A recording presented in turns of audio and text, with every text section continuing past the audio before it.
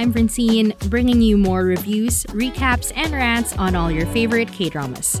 This is Drama Buds, an anime podcast. So now that we're on the topic of criticizing rom-coms, here's something I will always criticize. The murder mystery. You knew it was coming. Here is my hot take. I think murder mysteries in rom-com, it indicates lack of faith in your own material. It indicates lack of faith in your main couple for having enough chemistry within the writing to carry the show. It indicates lack of faith in the love story that you're trying to tell. And aside from not having faith in your own material to keep viewers engaged without a mystery, it also indicates lack of faith in the viewers, thinking that they are so fickle that they need some kind of mystery to be baited into watching, into continuing the drama. But ultimately, it's a lack of faith in what you're writing. That's my hot take on it.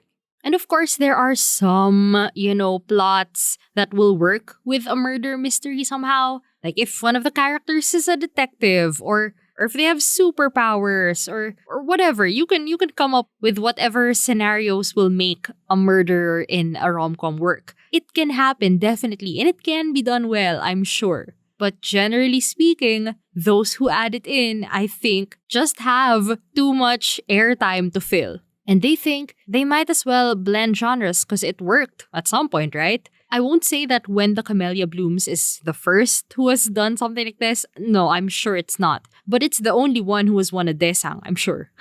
I'm sure it's the only one who has Desang and Best Screenplay, I think. And not gonna lie, I didn't love that drama, or maybe I watched it too soon in my K-drama watching life to have appreciated it fully. But I'm sure it was more than just the fact that there was a murderer that made it so popular and so critically acclaimed. But yeah, Camellia is the exception, not the rule. And I would highly suggest writers to, maybe focus a little more on the love story, on the characters and their families and their friends and the world around them instead of trying to bring in a murder mystery to kind of add some spice. There are other ways to add spice and to keep people engaged. And one of them is to write an actually engaging story, to make likable but also believable characters who are a little bit too good to be true but also not so perfect that, absolutely nothing gets them down and nothing prevents them from being together. There are so many ways to make a rom-com engaging without resorting to the murder mystery.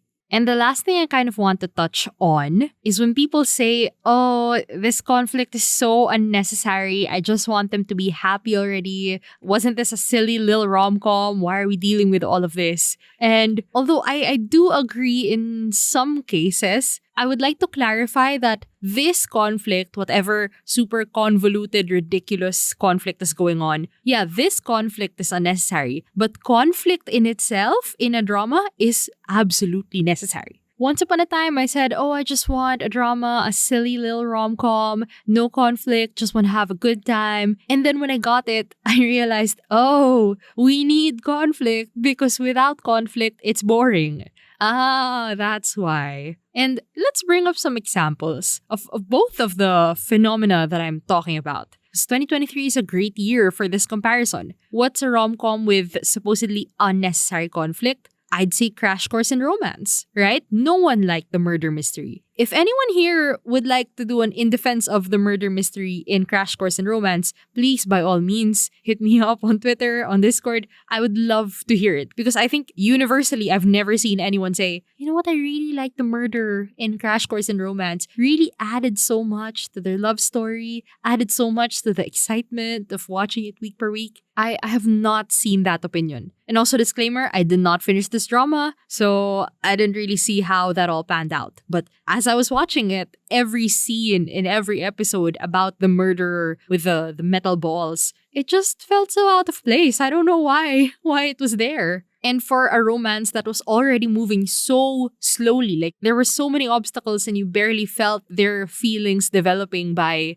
I think episode 9 was when I gave up on it. Yeah, it was already so slow. And then there was this conflict, this murderer that I just didn't care about and wasn't tying into what was happening between the leads. Anyway, so that's one end of the spectrum. And then the other end of that is, fun and vibes, no conflict. That's Kingvaland. I mean, there was truly nothing stopping those two from getting together. I thought maybe the CEO employee, the class differences, the kind of bullying that she was receiving with her.